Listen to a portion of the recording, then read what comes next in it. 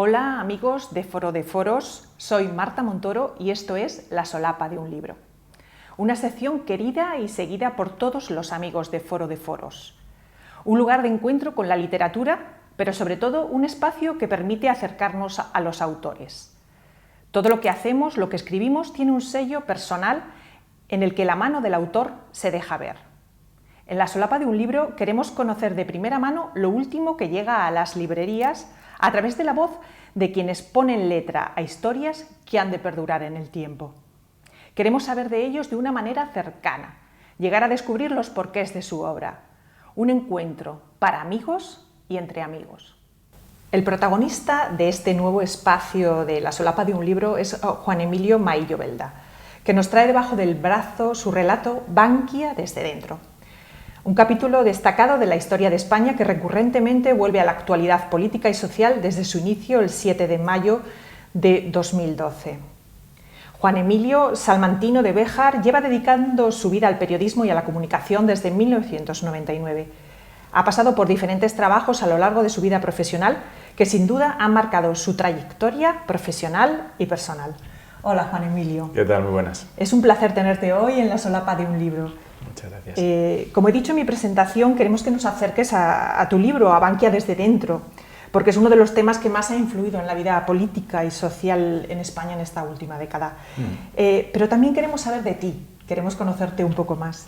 ¿Quién es Juan Emilio Maillo? ¿Cómo ha sido su etapa en la comunicación en este país? Bueno, al final es una persona que desde niño tiene el sueño de ser periodista, desde muy niño. O sea, me recuerdan con 4 o 5 años pues ya trasteando con periódicos y de ahí viene la vocación, o sea, es totalmente vocacional. Y al final, pues bueno, pues que ves cumplido tu sueño y te puedes dedicar a esta profesión, ¿no? Esto dedica al periodismo alrededor de 13-14 años, al periodismo entendido como el lado de contar noticias y justo pues en el año 2012, después de haber pasado y de haber dedicado muchos años al ámbito del periodismo económico, básicamente en la agencia Servimedia y después en el diario El Mundo, pues me surge la oportunidad de pasar al lado de la comunicación corporativa. Me llaman del equipo de Bankia en la primavera del año 2012, me incorporo a la entidad y en unas semanas pues se produce el cataclismo que relatas a partir del 7 de mayo y cambia un poco todo y se produce, bueno, pues unas circunstancias que, como bien señalabas, marcaron la historia financiera, económica y social de este país, ¿no? hace 11 años. Y bueno, pues a partir de ahí dejas el lado del periodismo, te dedicas más al ámbito de la comunicación. Estuve en Bankia 5 años, después pasé por la dirección de comunicación de Telefónica y he tenido una etapa más reciente en el gobierno, en la vicepresidencia económica con Nadia Calviño. Así que una etapa completa. No es habitual, Juan Emilio, que un director de comunicación escriba un libro sobre su empresa. ¿Qué te ha empujado a hacerlo? Bueno, yo creo que aquí hay circunstancias que lo hacen todo muy especial y yo creo que la historia de Bankia en sí es especial y que seguramente algo que en otras empresas pues no tendría sentido por múltiples razones, seguramente porque tampoco habría demasiado interés en esa parte de interioridades de cómo se gestiona una entidad. En el caso de Bankia yo creo que la realidad es distinta. Lo hablábamos mucho cuando estábamos allí con mi jefa entonces, Amalia Blanco, como directora general de comunicación, siempre lo hablábamos, esta historia hay que contarla. Se nos daban casos de éxito de universidades muy focalizados hacia el lado financiero, pero desde el punto de vista de la comunicación no se había reposado un poco la historia y cómo nos enfrentamos a un problema además que en definitiva, aparte de los problemas financieros del banco, había unos problemas reputacionales muy relevantes, ¿no? Entonces, bueno, contar cómo nos fuimos enfrentando a ello, pues pensábamos que también era parte de una obligación de contarle a la sociedad cómo lo vivimos. Luego es verdad que también pues, las sombras judiciales que persiguieron al banco durante muchos años han quedado ya enterradas con sentencias absolutorias del Supremo en todo lo que tiene que ver con el proceso de salida a bolsa, de reestructuración de la entidad y luego finalmente que la entidad pues hoy por hoy ha desaparecido, se integró en un proceso de fusión con CaixaBank y hoy es parte de CaixaBank. Entonces, bueno, juntas todos los elementos y les ha llegado el momento de contar la historia. En tu libro reivindicas el trabajo del equipo que asumió el rescate de Bankia, encabezado por el presidente José Ignacio Goirigolzarri, que se pone a la cabeza el 11 de mayo de 2012. ¿Cómo trabajaba este equipo? ¿Cómo trabajasteis? ¿Y cómo ejerció el liderazgo el presidente? Bueno, yo cuando no tienes demasiada experiencia en el ámbito empresarial, como era mi caso, y descubres un estilo de liderazgo como el que ejerce o ejerció Gori Golzarri, al final para los que estamos allí fue un aprendizaje. Yo seguramente es la etapa de mi vida profesional en la que en términos de gestión más he podido aprender por tener referentes de los que ir aprendiendo de la manera de gestionar en circunstancias muy difíciles, como la calma no se perdía, en momentos muy duros que los hubo había tranquilidad, lo cual no quiere decir que hubiera no asunción de los problemas que se tenía encima de la mesa, pero al final dices, oye, el nerviosismo no conduce a nada, oye, problema, diferentes alternativas, soluciones, y una vez decidido el camino, a por ello, ¿no?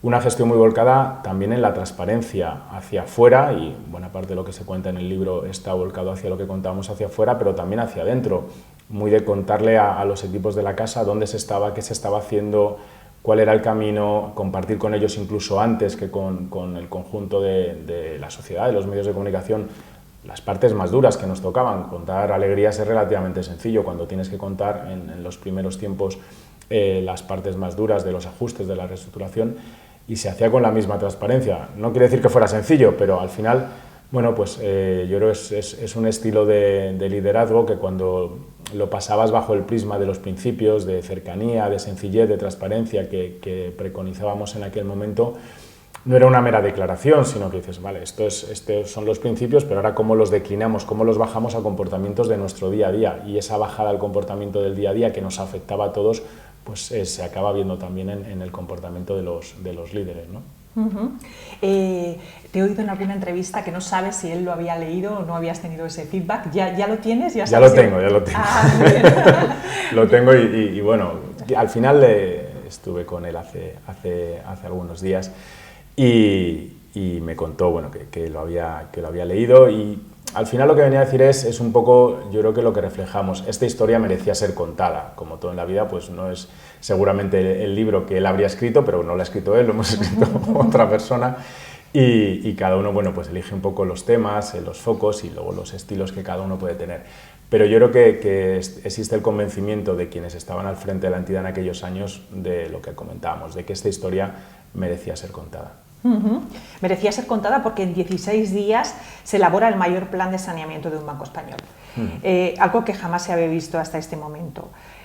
¿Cómo viviste esa etapa y cómo la vivió tu familia? Porque he leído en el libro que incluso en el bautizo de tu hija tuviste una llamada. Sí, son algunas de las anécdotas que da para esto, porque al final las vidas se solapan, la personal, la laboral, bueno, claro. se junta todo como nos pasa a cualquiera en nuestro ámbito, pero es verdad que cuando te sucede con circunstancias que son tan conocidas para la sociedad, pues a veces tiene su aquel, ¿no? Pues eso es, o sea, la familia, mira, pues mi mujer leyendo el libro, que lo está leyendo también ahora, me dice, ahora entiendo cierta medida, pues esos abandonos que uno domésticamente hace en algunas etapas de su vida profesional, y que al final equilibrar las cargas, y que en aquel momento pues mi mujer, que acabamos de tener a nuestra primera hija, pues tuvo que asumir pues un papel en casa mucho más relevante del que seguramente hubiera correspondido, ¿no? Y que hoy, por ejemplo, pues podemos equilibrar bastante más en términos domésticos, ¿no? Pero eso sí, pues el 9 de mayo llega Gori Golzarri, el 16 se incorporan sus lugartenientes que llegaron en aquel momento, José Sevilla, Antonio Ortega y un día después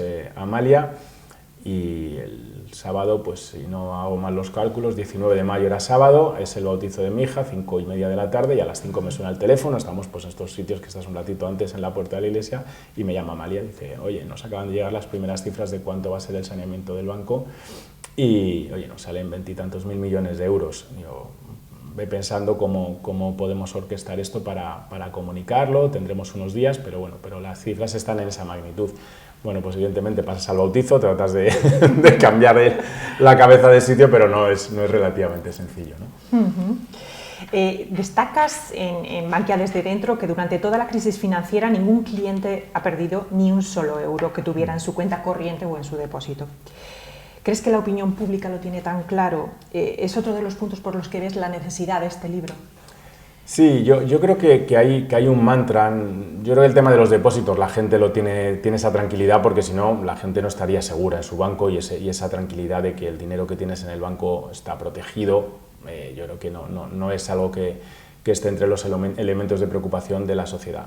Otra cosa es la pregunta de por qué se rescata un banco. Yo creo que a esa pregunta de por qué se rescata un banco, la sociedad sigue sin entenderlo. La sociedad con carácter general, o sigue habiendo muchos sectores de la sociedad que no entienden por qué se rescata un banco o que caiga, que no pasa nada. Bueno, sí pasa. Entonces, en el libro explicamos un poquito algunos de los números que hay alrededor de Bankia. A Bankia, en términos de dinero público, se le acaban inyectando 22.400 millones de euros, que es una cifra muy relevante. A cualquier persona que nos escuche, ninguno yo creo que somos capaces de abarcar qué son 22.400 millones de euros, o sea, muchísimo. El tema es que es un banco muy grande, que tiene muchísimos clientes y que son clientes que tienen sus depósitos en el banco. Si, dada la legislación española y europea que protege hasta 100.000 euros que cualquiera tenemos depositados en el banco, hubiera habido que responder de esos 100.000 euros de los clientes de Bankia, el Estado el primer día llega, coge Bankia, quiebra la entidad y hay que darle el dinero a sus clientes. Bueno, 60.000 millones de euros. Allá comparamos 60.000 millones en depósitos garantizados con los 22.000 millones que costó salvar al banco. Añadido, hay otros 50.000 millones en depósitos que sobrepasaban esos 100.000 euros. Depósito y no, gente rica, bueno, será rica o no rica, pero uno, es su dinero. Dos, hay pequeñas y medianas empresas, da igual, o sea, es el dinero de quien sea, o sea, no tienes por qué disponer del dinero que cualquiera legítimamente tiene en su cuenta corriente. Pues esos 50.000 millones de euros se habrían puesto a la cola de la liquidación del banco y una vez liquidado todos los activos que tenía el banco, de lo que hubiera quedado, a ver qué dinero habían podido recuperar esas personas. Y luego lo que hablábamos antes, transmitirle a la gente la idea de que el dinero que tiene depositado en su banco no está seguro. O sea, si el dinero que cualquiera tenemos en cuenta dudamos de él, pues chico, espera, lo saco del banco y me lo llevo a mi casita y volvemos al colchón.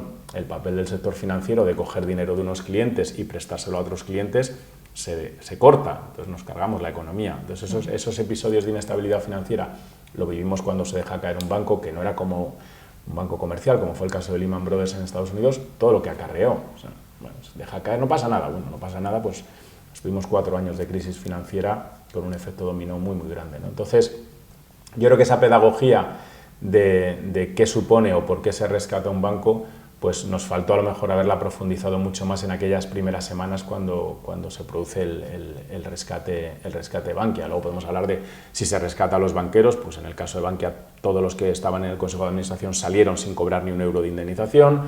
Los trabajadores, los que salieron muchos, pues tuvimos que hacer el mayor ERE que se había hecho hasta entonces en la economía española. Las personas que seguimos trabajando en el banco tuvimos que afrontar una bajada de sueldos para compensar precisamente a los que tenían que salir. Los accionistas perdieron todo su dinero. O sea, dices, bueno, salvar a los banqueros pues tampoco parece que es lo que se haga cuando se rescata, en el caso de Bankia, un banco, ¿no?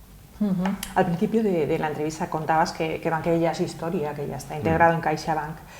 ¿Crees que los tiempos de la justicia han perjudicado el conocimiento y la resolución de esta historia? Al final, la demora en los plazos de la justicia.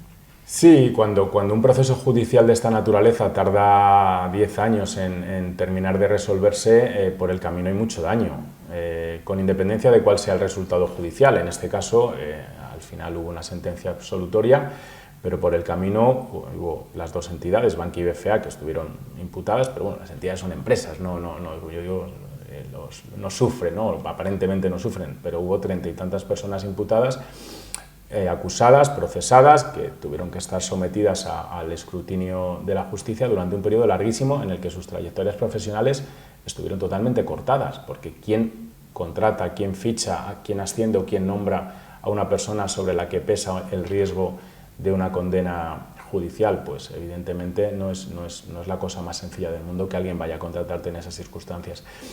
Y luego es verdad que tienes comportamientos de la justicia que son bastante asimétricos, ¿no? Dices, ves lo que en aquellos tiempos salimos a bolsa, Bankia un día y al día siguiente otra entidad financiera, Banca Cívica.